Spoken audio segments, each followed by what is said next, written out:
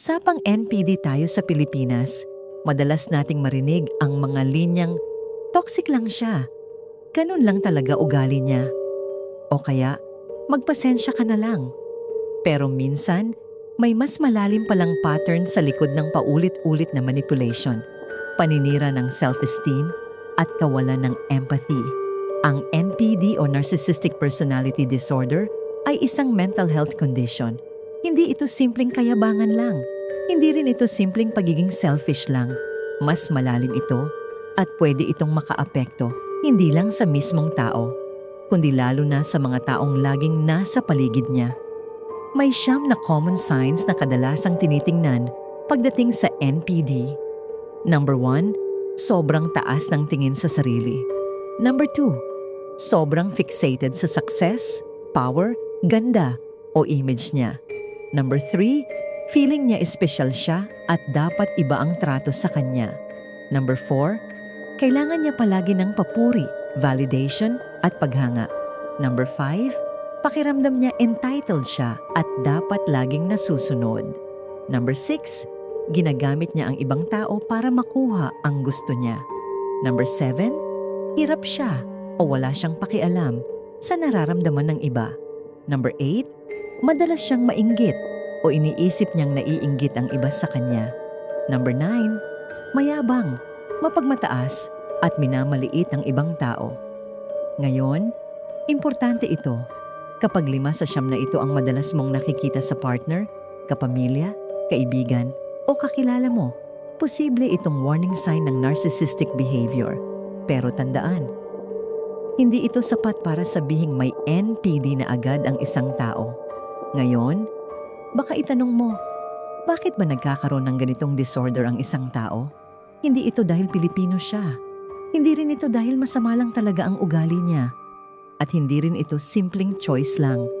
Ang totoo, pwedeng manggaling ito sa halo-halong factors. Kasama rito ang childhood trauma, rejection, neglect, sobrang pagpuna, sobrang pagpuri, unhealthy parenting, learned behavior, at minsan pati genetics at environment. Sa madaling salita, may mga taong lumaki sa environment na hindi nakatulong sa pagbuo ng healthy empathy, healthy self-worth, at emotional regulation. At habang tumatagal, pwedeng maging bahagi ito ng personality nila. At bakit may ganito rin sa Pilipinas? Dahil ang mga unhealthy family patterns at toxic relationship dynamics ay nangyayari rin dito. Minsan, natatago lang sila sa mga linyang, pamilya mo pa rin yan. Magpasensya ka na lang. Intindihin mo na lang. O kaya, OA ka lang.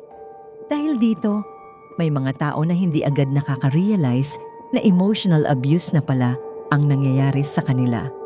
Kaya mahalagang pag-usapan ng NPD at narcissistic behavior.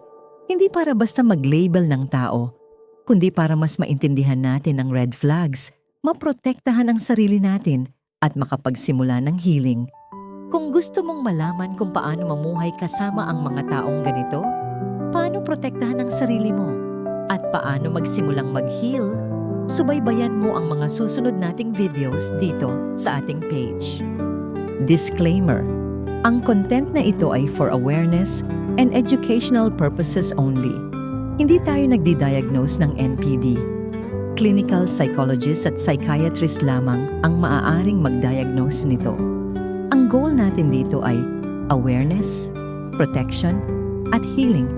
Ang pag-follow, like, panunood, at pakiki-engage ninyo sa page na ito ay malaking tulong para mas marami pa nating maabot ang mga taong hindi pa aware tungkol sa NPD, narcissistic abuse, at healing. Sa simpleng suporta ninyo, mas napapalawak natin ang awareness at mas marami pang tao ang natutulungan.